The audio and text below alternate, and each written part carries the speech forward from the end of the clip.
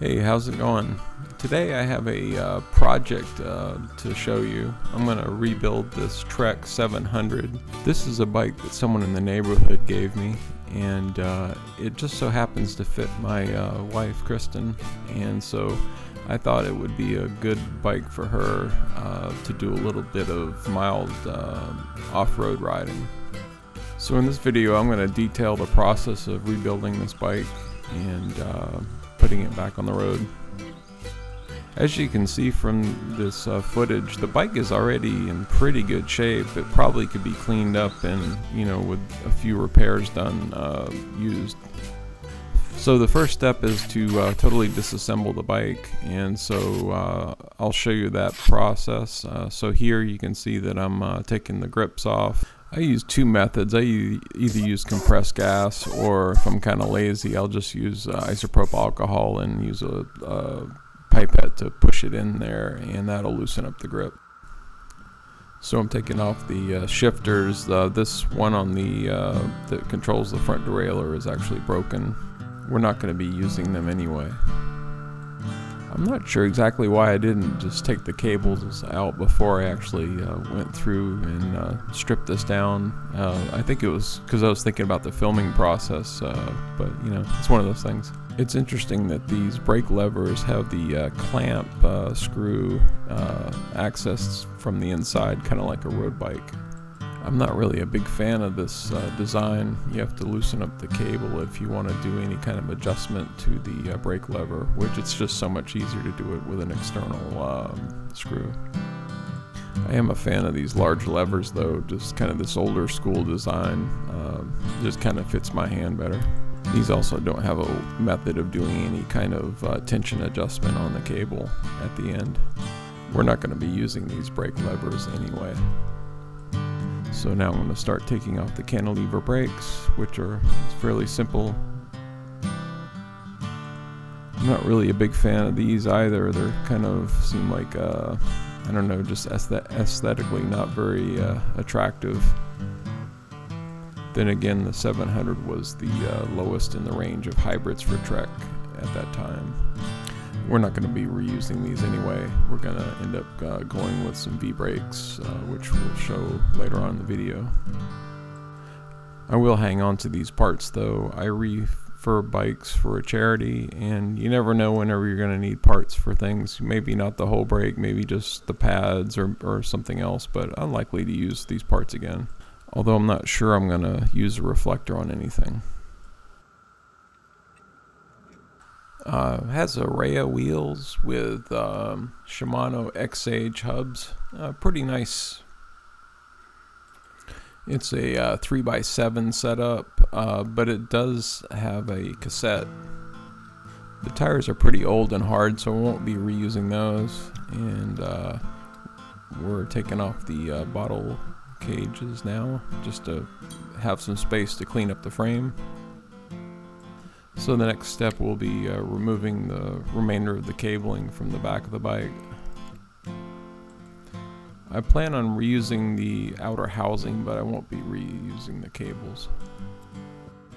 I know there's a lot of debate around reusing outer cables, and I just find that if you lubricate properly the new cable that's going in, it works fine. The next step is to remove the cranks, and so not really that much to say here. I try to use leverage on the crank to get out the bolt, and then thread that out, and then put your crank puller in.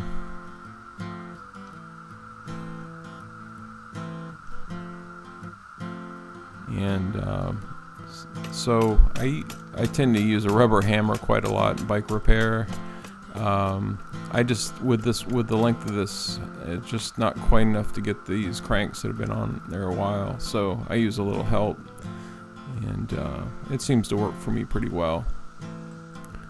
Pretty much the same for the other side. Same technique and everything.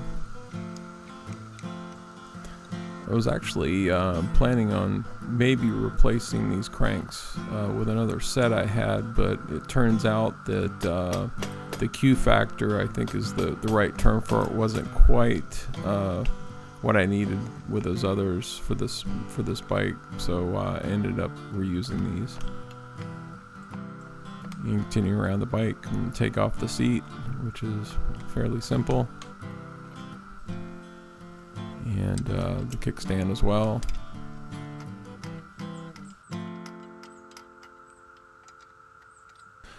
So I checked the chain, and almost no wear on this chain, so I don't think this bike got used very much, and yeah, I will be reusing this chain. So with the chain removed, now I can take off the derailleurs. It's kind of odd the way the rear derailleur attaches. There's like a backing bolt that goes through the hanger there, and it's not normally how I see derailleurs hung on these older bikes. And now the frame is getting fairly stripped now, removing the seat post and the seat clamp, and a few other fasteners are remaining on the frame. I kind of like these low profile bottle cage screws, and so I think I'll try to refurb those. They weren't in too bad a condition anyway. So moving on to the stem, and just going to remove the stem and handlebars together as a group. The ease of which this came off pretty much tells you that this bike spent all its time indoors and probably a climate controlled environment. And finally getting to the headset and taking off the front fork. I'm not going to take the cups out for this because I'm not painting the frame or anything like that. Next I'm going to clean and detail the frame. It's amazing how easy it is to clean a frame whenever you don't have anything attached to it. It's pretty nice. I used simple green and then wipe it down with a rag. I have used Dawn Power Wash, but I tend to use simple green. It's just a little less harsh on my lungs.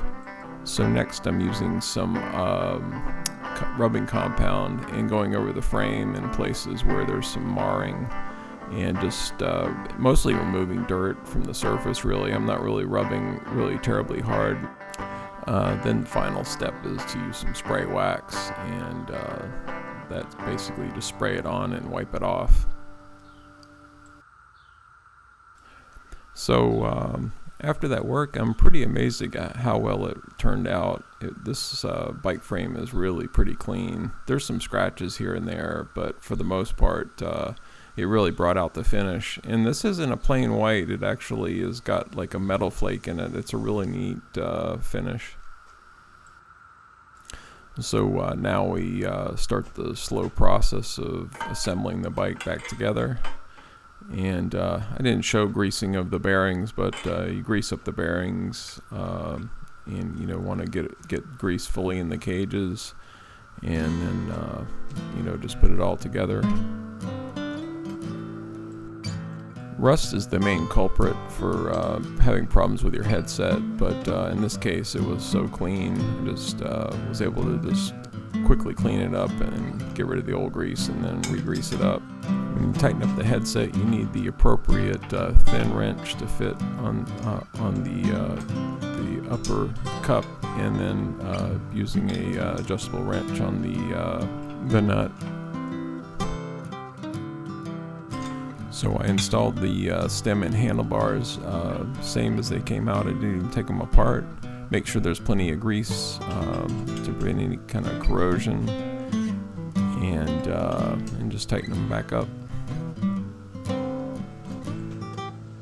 So the same guy that gave me this bike also gave me this mountain bike, and I stole some parts off of it.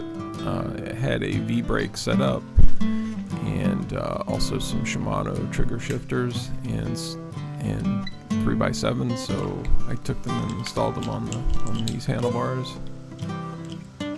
I even used the grips off of them just as placeholders until we get some better ones in. The Dirt Research mountain bike that these parts came off of, I don't think they're original to that bike either. That bike has a rear dropout that's bent pretty badly. It was found at the dump, but I think it can be fixed. When I put these brakes and the shifters on, I'm kind of loosely putting them on. I usually try to adjust them once I'm like standing over the bike and get an idea of the angles. I have a hard time doing that when it's in the stand. I went with V-brakes on this bike because I just find that they're probably the best rim brake design as far as like being able to adjust them properly. They're just a little bit easier than cantilevers. I know they don't look as cool as cantilevers, but they work really nicely. These are inexpensive Pro Max arms, but they seem like they're pretty good. And so I add a little grease before putting them on.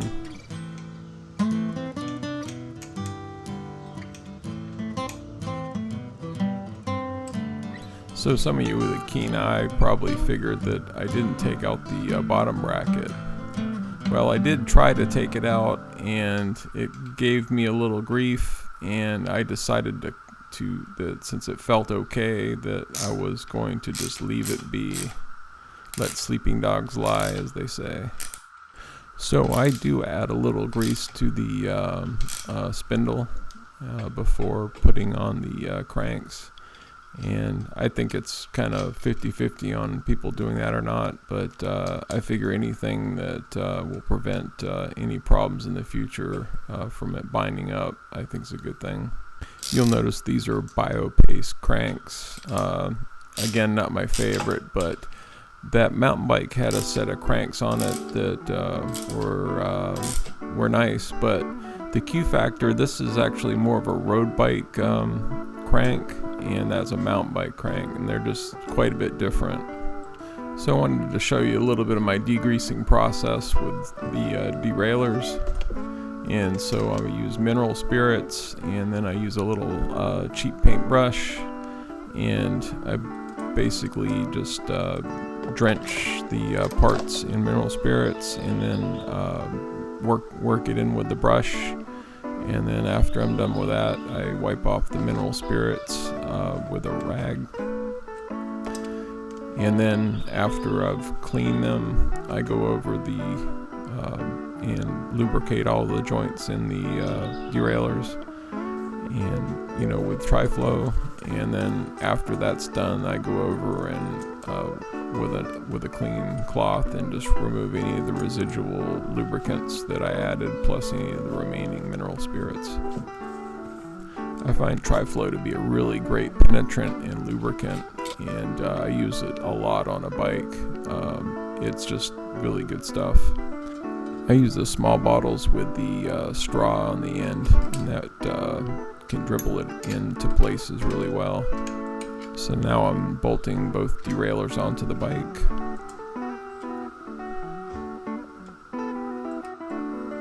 And so here I'm tightening up that backing nut that holds the rear derailleur on.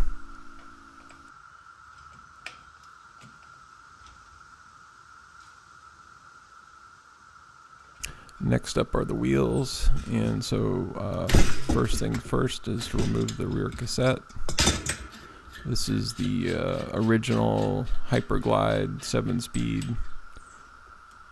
Again, I don't really notice any significant wear on any of the teeth on this, so I think this bike wasn't really ridden very much. And so the dork disc had come apart, and I just threw it away. And I use the same degreasing process that I used for the derailleurs. I also like this Park Tool, drivetrain cleaning brush combination with this end. It's good for cleaning in between the gears. Apologize for not doing a very good job of filming this, but basically took the axle out and am now removing the ball bearings, and I'm going to reuse those. And I use a screwdriver to carefully pop out the bearing cover. I used a Q-tip dipped in mineral spirits to clean out the drive side. And again, sorry I didn't get a very good job of showing the parts being cleaned off. So my strategy for putting the ball bearings back in is to pack enough grease so that you can put the bearings in and they won't fall out whenever you're manipulating the wheel around.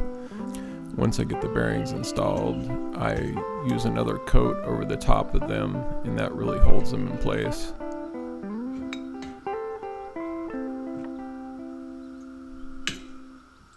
I'm just using the basic Park Tools grease. It's in a tub. You can see it in the upper right hand corner of the screen there. I leave the drive side cone bolted in, and that ensures that I've got everything located in the right place. And then I insert that and then bring in the non-drive side cone and tighten it up, and then do an adjustment. So I'm putting the wheel in a stand that my friend Ben made for me, and I do a little bit of spoke tension adjustment. This wheel was already pretty true, and then I clean the wheel on the stand, which I'm not sure it's going to hold up to this type of abuse. I also probably should have had a skewer pushed through to hold the wheel in place a little bit better, but those arms just aren't quite thick enough to hold the wheel in place whenever you're wiping the wheel down. It really wasn't meant for that anyway. So now back to the other bench, and I'm going to put the cassette on. I put a thin coat of grease on there and then slide it in place. You just have to get the smallest spline lined up and then insert it in there, and just make sure you get all the parts in, and then you put the locking nut in and drop your tool in, and then give it a quick twist.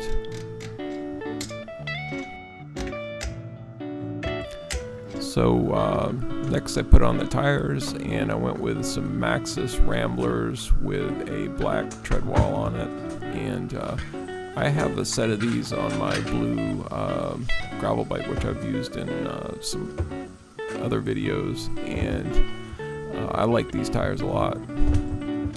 They're a really pretty low cost gravel tire, and I find that they work pretty well, but then again, I don't have a lot of experience with higher end tires. These tires are really flattened out, so I struggled a little bit to try to get the bead to seat into the rim, but once I got the technique correct for really getting the bead down in there, it seemed to work pretty well. I like to install the tube with a little air in it, and that gets the tube oriented correctly so it isn't twisted. And then whenever I go to put the tire on, then I'll deflate it so that I can easily get the tire on, and then I'll inflate it again. Next up, I'll start the cabling for the brakes. Cabling is probably one of my least favorite parts of doing bike maintenance, but it actually ends up being one of the things that's most commonly a problem on a bike, other than flat tires, I guess. As mentioned, I'm reusing housing and adding some new cabling. And so just inserting it through the noodle and doing my best to film this. It's kind of tricky to film cabling because there's a lot of, a wide range of places and angles to cover. Setting up the brakes is a little tedious, but basically you look at the arms and see which are doing the most motion, and then try to tighten up the opposite side, and then maybe loosen that side that was moving more, and you'll eventually get them kind of lined up and centered. I did get some new brake pads for these brakes, and they seem like they're working pretty well. So next up are the shifters, and because these shifters were taken over from another bike and the shift cables weren't being reused, I'll put new cables in. I'm testing the operation to ensure that it's going the right direction, and so this is for the front derailleur, and so I am getting like the cable pull that you would expect. Again, I lube the cable up with some tri-flow. I put some between my fingers and then just pull the cable through my fingers and transfer it onto the cable along the whole length. And then it's a matter of just running it back to the back of the bike. And I really like how they did it on these older bikes where they don't have the full cable length, so that you minimize some of the friction that you get inside the cable housing. And from there you just run the cable up and tighten the pinch bolt, and then put a cable end on. Now I'm working on the rear derailleur, putting the cable through, and doing the same procedure as I did on the front derailleur. I didn't show a lot of the tuning aspects of getting this bike correctly. Maybe I'll show that in another video for a different bike, but it's a little bit of a tedious process going through. It's iterative. You do this and do that, and so it just would make for like a 40-minute video, and I was trying to keep this down to a manageable, under 30 minutes.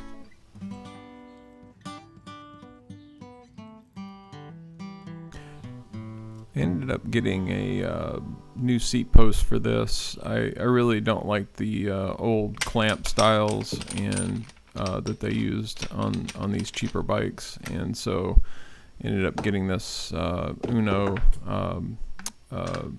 seat post and installed a seat that we already had. Make sure to add plenty of grease whenever you put these seat posts in, because these are probably the #1 killer of bikes from rust. One of the odd things about these cranks is they didn't machine a hole all the way through for the pedals, and so any kind of pedal that has a fastener on the end, typically with an Allen key, will not work on these cranks. So I had to use these stand-ins. So now I'm going to show some footage from the maiden voyage that we had. Kristen's riding the bike, and I think she really likes it. The only problem we had on the first ride is that there was kind of a little bit of a skipping sound in the gearing, and there were a couple links that were stuck together. Took a couple pair of pliers and worked those out, and added a little bit of lubrication, and it seemed fine. Keep an eye on it. If it continues, then we'll just replace the chain. I would say that I probably could have gone with a little bit larger tire on this bike, probably 45 maybe. I'm not sure, but I had these 40s already purchased for another bike that we had that we were going to install them on, but you know how things work, and so these ended up in storage for a couple months and finally found a home here. I've got some Velo Orange tourist handlebars coming, which are a swept back alt style bar, and I won't make a special video for that, but you'll likely see the file iteration in this bike, and we'll get some pedals as well. Well, that pretty much does it for this bike build, and I do appreciate you joining in for this, and if you enjoyed it, please like and subscribe, and I'll see you at the next video. Bye.